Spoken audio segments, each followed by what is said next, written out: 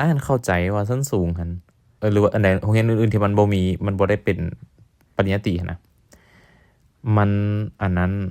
มันมันก็ได้เรียนทฤษฎีนำนั่นนี่นำเนาะซึ่งมันเป็นเบสิสที่ปริญญาตรีเขาเจ้าเฮ็ดกันหั่นนะมันก็ได้ใบเป็นชั้นสูงหั่นนะ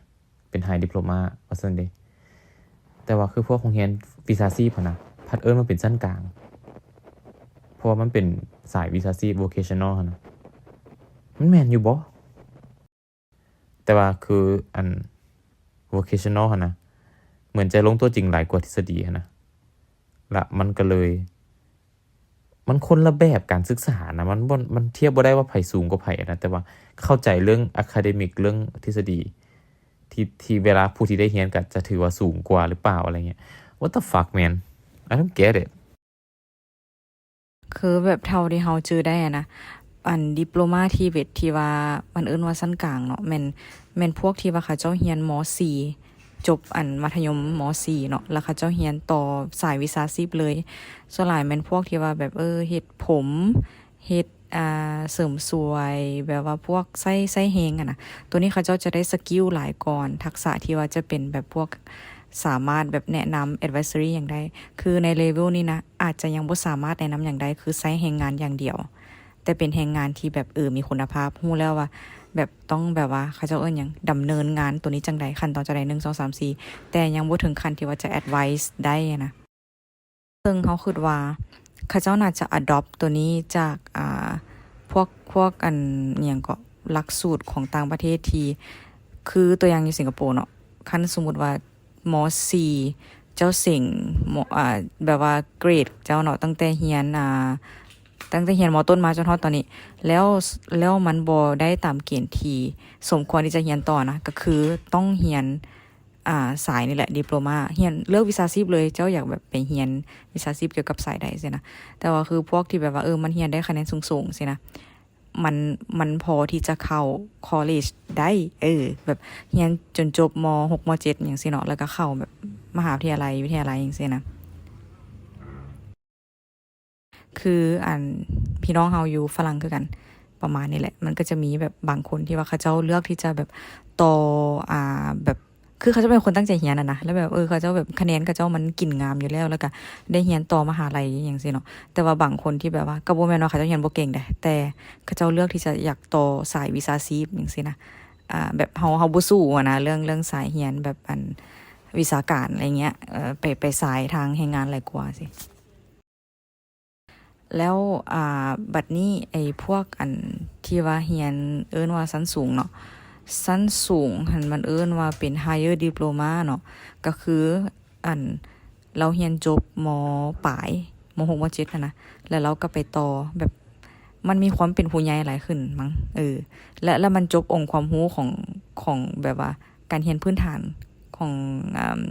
ของคนนึงที่มันควรมีนะแล้วก็มันก็ต่อชั้นสูงได้เนาะแล้วชั้นนั้นน่ะมันจะเป็นในเลเวลที่ว่าเฮาเรียนบ่แม่นแค่ทักษะนะแต่มันเว้าแบบความรู้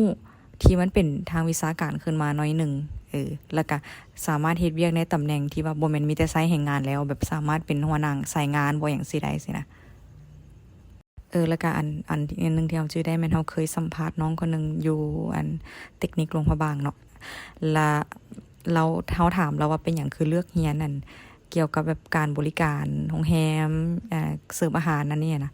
เราบอกว่าเรามักอยู่แล้วนะแล้วเราบ่มีความคิดที่อยากจะไปต่อชั้นสูงเพราะว่าเรามักที่จะเฮ็ดอาหารแล้วก็แบบมันมีโอกาสแล้วก็เรียนเลยตัวอย่างซี่นะเป็นหยังเขาต้องท่าจนฮอดเรียนจบม.7แล้วจึงไปเรียนตัวนั้นนะแบบมันมีมาให้เรียนแล้วก็มันเป็นอีก choice นึงนะคันสิว่าล่ะค่ะอันนี้ในบริบทลาวได้แต่ของต่างประเทศก็มันก็สิ2แง่มุมก็คือ1เกรดจะบ่ผ่านหรือ2จะมี passion เกี่ยวกับแบบเฮ็ดเวียกแบบเขาเจ้าอันนี้มันยังเป็นพวกแบบสีมือแรงงานอีหลีเห็นว่านั่นแหละบ่ล่ะบัดนี้มันมา reflect อีกอันนึงก็คือที่ตัวที่อธิบายว่าจบม.4 แล้วเรียนต่อหั่นวิชาชีพนะว่าชั้นกลางนะมัน make sense ที่สุดเลยย้อนหยังย้อนว่า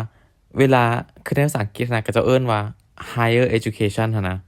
เขาหมายถึงเวลาเฮาสำเร็จการศึกษาขั้นพื้นฐานโต12 ปีแล้วก็คือประถม6 มอมัธยม6เนาะ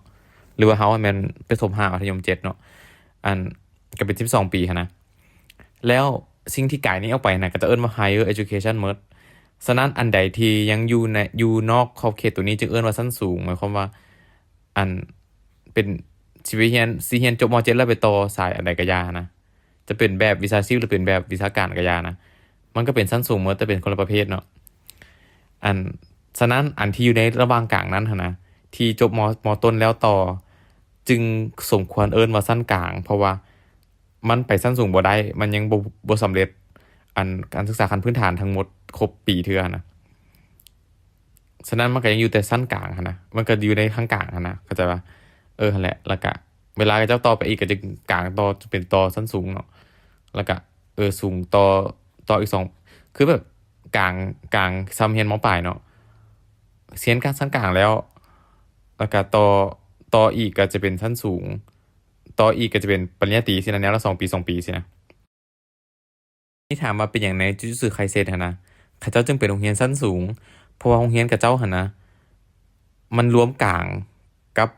ชั้นสูงต่อเลยหมายความว่าเมื่อระบบโรงเรียนกับเจ้ามันเป็นระบบรวมนะหมายความว่าโรงเรียนประเภทนั้นแม่นเข้าไปแล้วการันตีแล้วแม่นจบชั้นสูงแน่นอนนะแม่นอยู่ว่าจบม.ต้นไปซื่อๆแต่ว่าเข้าไปแล้วปุ๊บหลักสูตรกับเจ้าแม่นรวดเลยก็คือจบชั้นสูงเลยก็คือแบบกลางก็อยู่ในหันแล้วนะ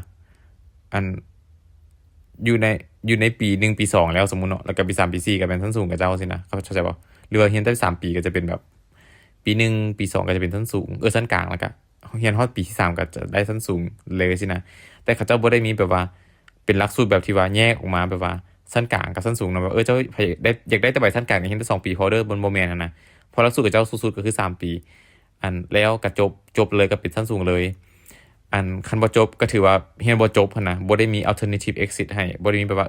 เรียนฮอดส่ำนี้ฉันก็เอาใบนี้ไปชั้นกลางก็บ่มีหั่นนะเพราะมันบ่แม่นหลักสูตรหั่นนะเข้าใจบ่